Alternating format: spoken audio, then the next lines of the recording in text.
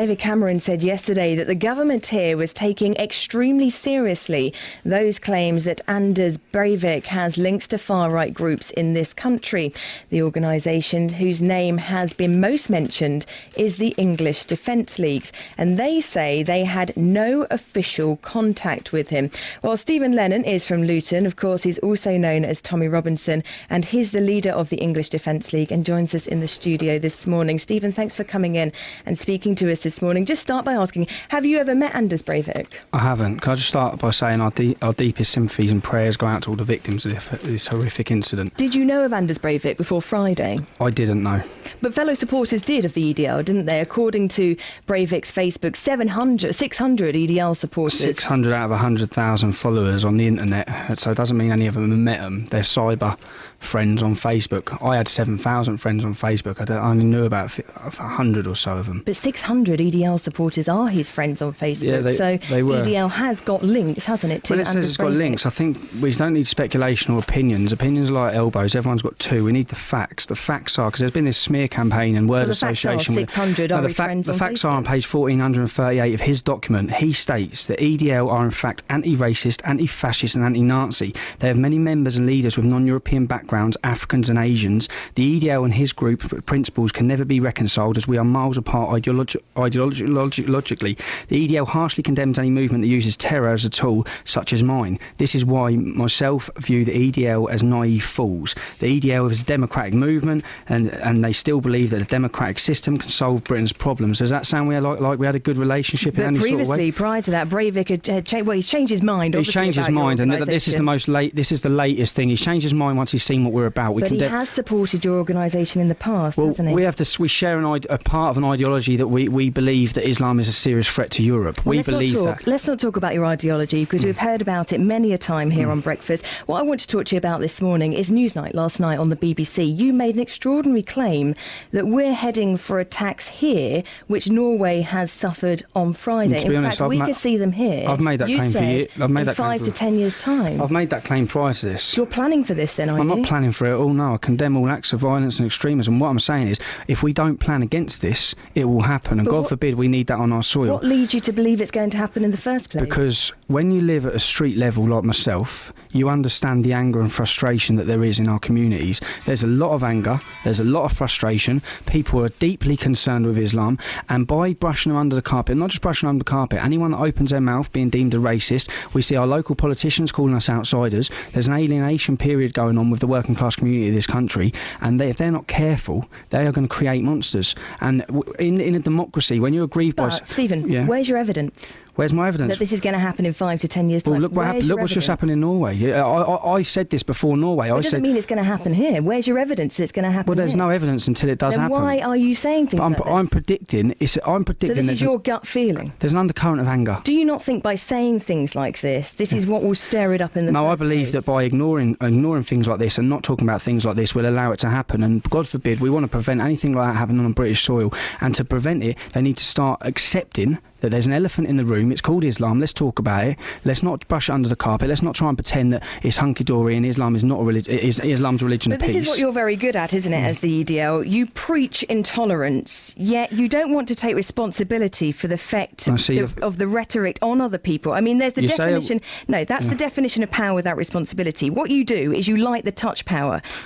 You give people your opinions. You put them out there, these extreme far-right views, and people run away with them. Which extreme far-right view is that?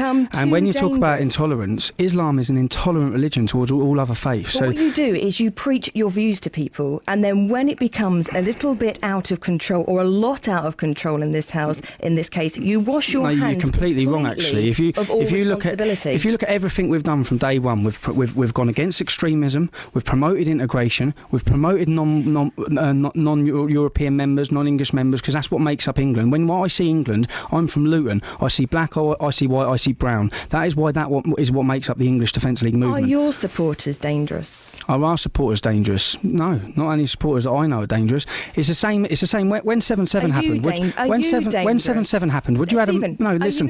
When 7. No, I'm not dangerous. Are you dangerous? No, I mean, we're reporting the news this morning. You've just been convicted of football hooliganism this week, and in a fold in the street ball. I've been convicted in raising my arms in the air, and if you read the Guardian website, they actually say the police officer was caught out lying on oath. In the last 12 months, I've had my rights to go to football taken away. I've had my right to protest away. And I'm appealing it. I've had my right to protest away, and I've had all my money and finances taken away. Are your members dangerous? I mean, I'm going to show you a picture now, taken from the internet, which is your EDL supporters wearing English Defence League tops, holding guns up. And does anybody know who they are?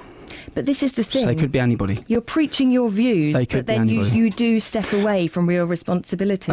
If you look at what we've preached non-extremism, non-violence from day one. That's all we've ever done. We've condemned it. We've tried. We're in a democracy. When you're angry, you go out on the street and you're supposed to protest. That's what you're supposed to do. It's your democratic right. That takes away. If that democratic right is taken away, when we come to Luton, we had serious issues in Luton which we wanted to highlight. We came here, we peacefully protested in our thousands, yet we had politicians telling us we're scum.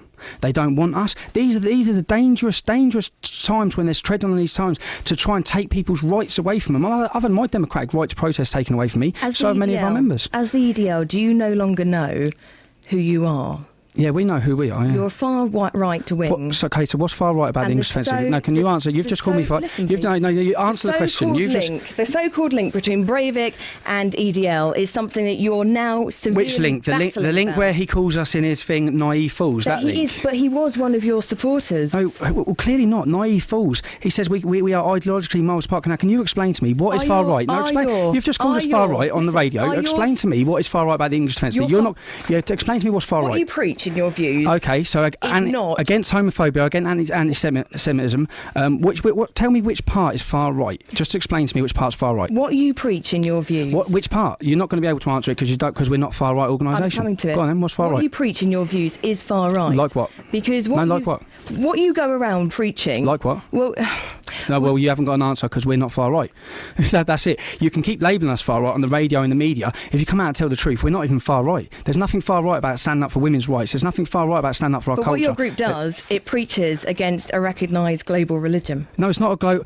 Is it a religion when you get the death penalty for leaving it? See, in my mind, that's an that's a cult. And the Italian government have come out and said this is not a religion. This is an ideology. And across Europe, you're seeing all politicians coming out and explaining it's not. It's an ideology that is masquerading as a religion. I'm glad you've just confirmed that there's nothing far right about our organisation. Do you worry that a minority of your supporters might go too far? No, the biggest worry to me and this country is a minority within the Islamic faith. That's the biggest worry. Let's not pretend that the biggest worry is any far right organisation here. The English Defence League have never committed any acts of violence. We've never blown anything up. We've never bombed anyone, killed anyone, or maimed anyone. That's only happened on our soil by members of the religion of so-called peace. Stephen, many thanks for talking to us this morning. Stephen Lennon from Luton, also known, of course, as Tommy Robinson, and the leader of the English Defence League. Well, welcome your thoughts this morning, please. Of course, as Stephen says there, he does fear that something like what happened in Norway could happen here in 5 or 10 years' time. In his opinion, purely based on his gut instinct, not based on any evidence that he could tell us about at all. Is views like that just encouraging people to do this kind of thing? We'd love to hear your thoughts, please.